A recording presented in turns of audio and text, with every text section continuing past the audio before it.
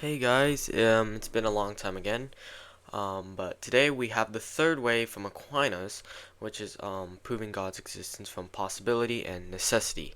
Now I do have final weeks after this day, um, but I've gathered the time to make this video, so I appreciate you guys. If you would hit the subscribe button. All right, let's get started. Okay, so in the third way, it is taken from possibility and necessity in a temporal sense. Now let's start off with St. Thomas's formulation in the Summa Theologiae. So, here it is. The third way is taken from possibility and necessity and runs thus: we find in nature things that are possible to be and not to be, since they are found to be generated and to corrupt, and consequently they are possible to be and not to be. But it is impossible for these always to exist, for that which is possible not to be at some time is not. Therefore, if everything is possible not to be, then at one time there could have been nothing in existence. Now, if this was true, even now there would be nothing in existence, because that which does not exist only begins to exist by something already existing. Therefore, if at one time nothing was in existence, it would have been impossible for anything to have begun to exist, and thus even now nothing would be in existence, which is absurd. Therefore, not all beings are merely possible, but there must exist something the existence of which is necessary. But every necessary thing either has its necessity caused by another or not. Now, it is impossible to go on to infinity in necessary things which have their necessity caused by another, as has been already proved in regard to efficient causes. Therefore, we cannot but postulate the existence of some being having of itself its own necessity, and not receiving it from another, but rather causing in others their necessity. This all men speak of as God. Now, for Aquinas, things that are possible to exist or to be or not to be are things that are generated or corrupted. And Friar Brian Davies, Ordo Predicatorum, which is, if you want to know what OP means, it means Order of Preachers, or the Dominican Order of Preachers. I think the Latin is Ordo Praedicatorum.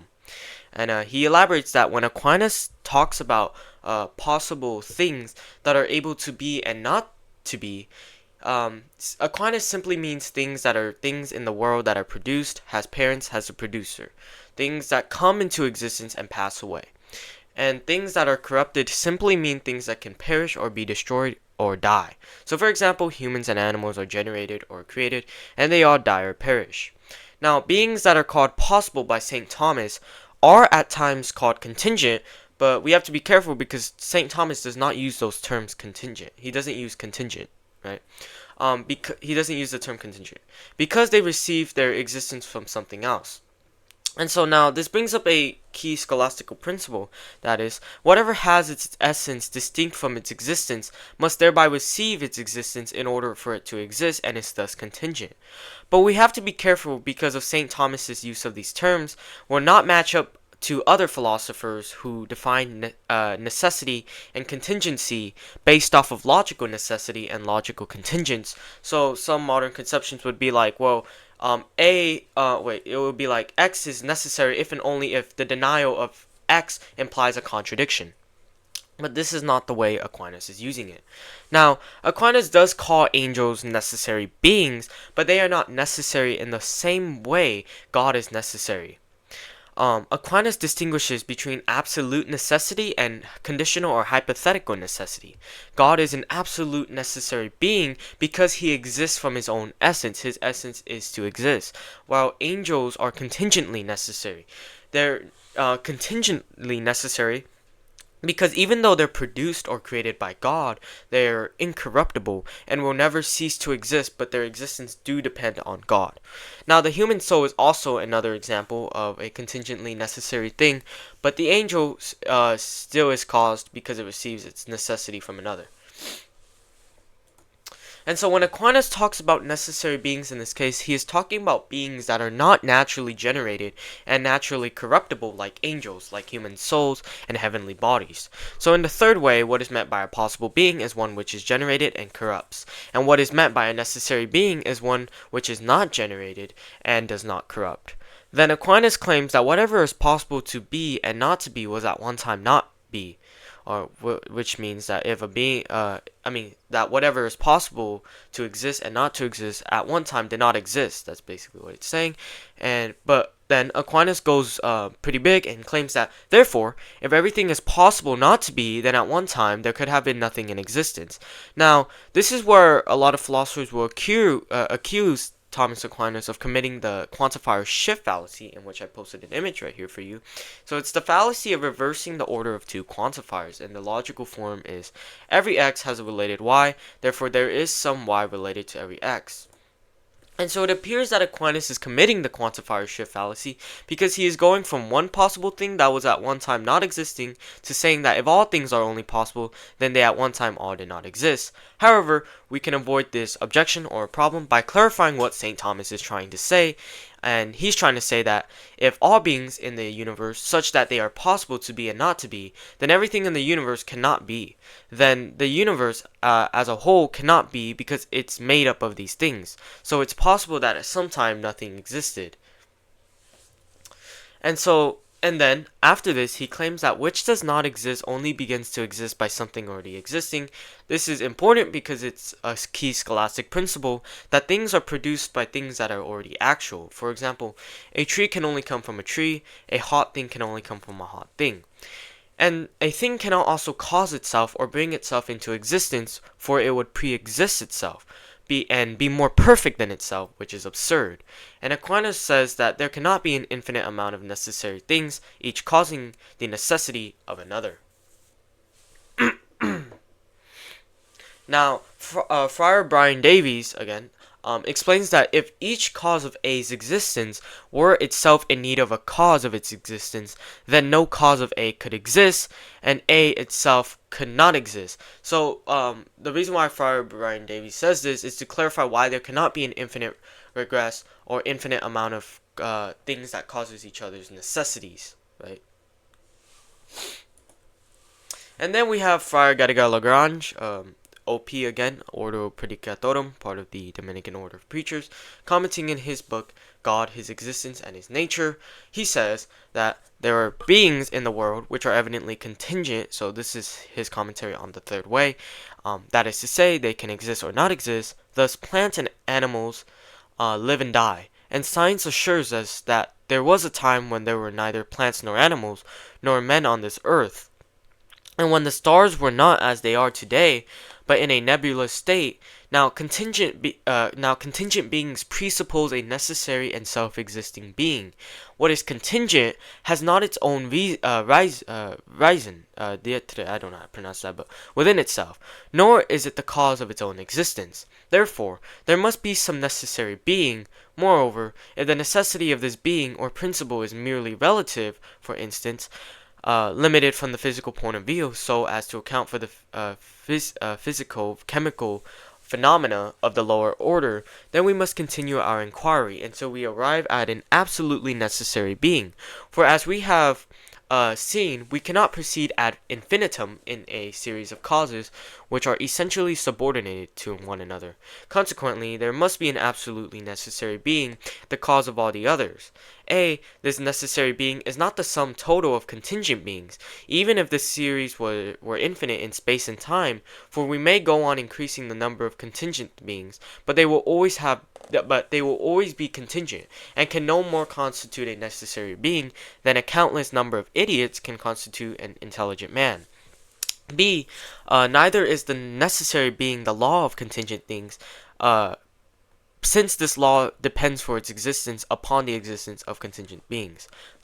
Finally, the necessary being is not a substance common to all phenomena, for the substance would be subject to motion, see the first proof, and would receive determinations or new perfections, which it cannot have produced itself. Since the greater cannot come from the less, the necessary being can certainly give, but it cannot receive. It can determine, but it cannot be determined. It has of itself and from all eternity all that it can have. Moreover, from the fact that the necessary being is self-existent, it follows that its essence is not merely a capacity to exist, which capacity receives and limits existence, but it is unreceived or subsistent existence. Self-subsisting being. And so here Lagrange makes a interesting point, and he says that in order for you to have contingent beings, the fact is that contingent beings presuppose a necessary being, one that exists from itself. Meaning for you to even have the possibility of contingent beings, you must have a necessary being.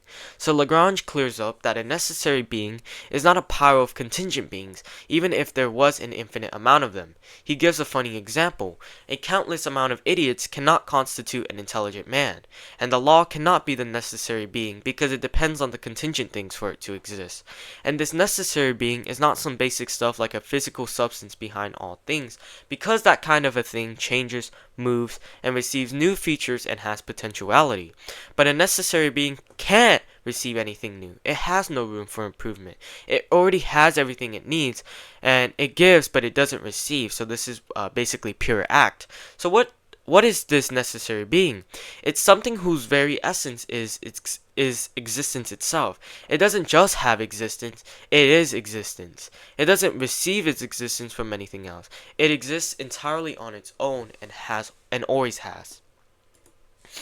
And Cajetan also comments on the third way in the Summa Theologiae Prima Pars Volume 1, and he says that the second is that the first is the cause of the middle, which is assumed in the first way as well as in the second and third ways. To prove that the chain of causes does not go back to infinity, against this, although it is explicit in Aristotle in Metaphysics 2, and in Physics 8, an argument has been put forth by Ariel as follows, and Ariel, I believe he is referencing Peter Ariel, which is another theologian and philosopher. And I didn't put the full quote on that page because it's a pretty big commentary from Cajetan, but Cajetan basically goes on and lays out Peter Ariel's argument here, and this is Peter Ariel's argument. And here it is. Assumption. If a middle cause or change inducer necessarily depends on a first cause or change inducer, it has this dependency either because it is middle or because because it is a cause, or because it is a middle cause, but none of these holds up. Therefore, a middle cause does not depend on a first. The assumption is sound. By adequate enumeration of the alternatives, eliminating each alternative is supported as follows. 1. Not because it is middle, because it is so-called relative to any two between which it is a middle, and not necessarily relative to a first and a last, as is clear in the middle proportional parts of a circle. 2. Not because it is a cause, because a cause as a cause relates to an effect and not to a dependency on a prior or a first, as is obvious. 3.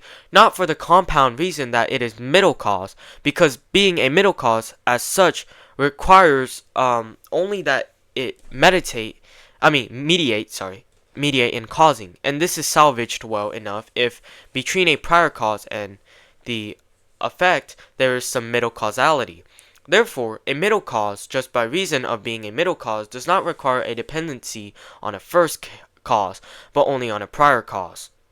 Ariel then offers a confirming argument. According to us, he says this conditional is true. If the causes went back to infinity, they would all be middle causes. Thus, meeting the definition of a middle cause does not require dependency on a first but only on a prior cause, by relation to which a posterior cause is called middle.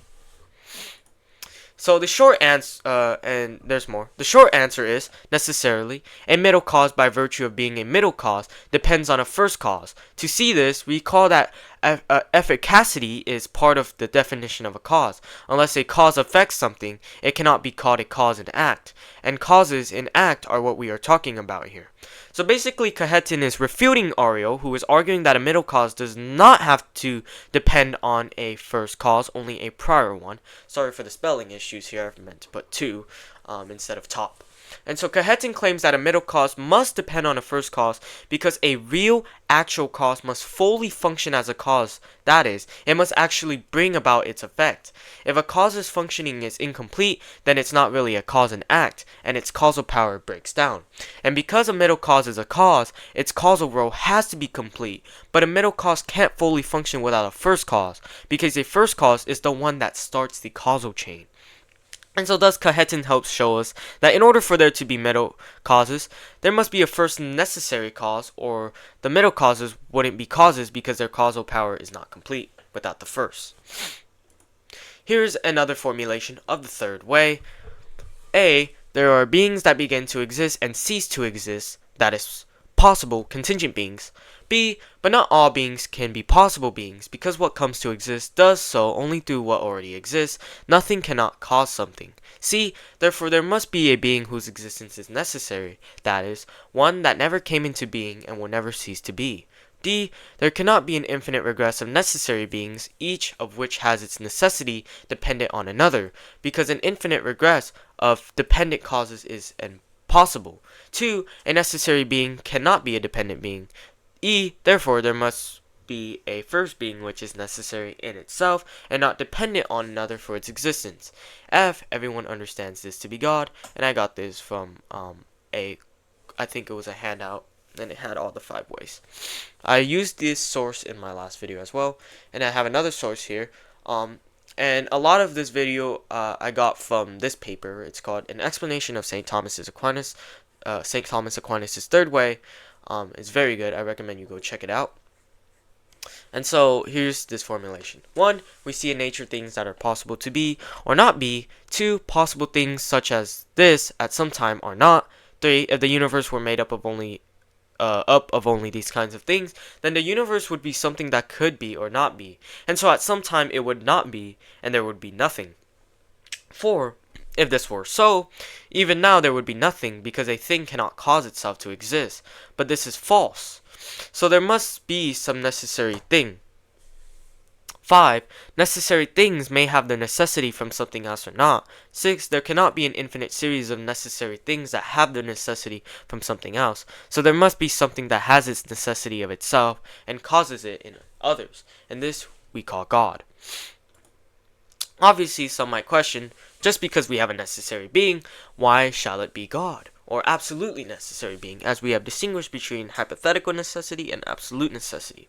Well, if there's a first necessary cause, it must have being not from another but from itself. This is true regarding one of Scotus's theorems, that is theorem 3.5, and I literally just took this from the last video. Theorem 3.5 is basically, what is uncausable exists necessarily from itself. And if something necessarily exists from itself, then it isn't contingent on anything else. If this being is not contingent on anything else, then it is absolutely simple, since composition implies a form of dependency, since to be composite would necessitate a composer of the parts, and therefore potential in that thing. This first necessary cause must be pure act. Why? Because in scholastic philosophy, anything that is a compound of act and potency requires a cause or composer. It must also be pure act, because since it is simple with no type of composition at all, that is, no type of distinction of form and matter, of act and potency in it, or form and matter, because composition implies potential, it must therefore have no potential at all.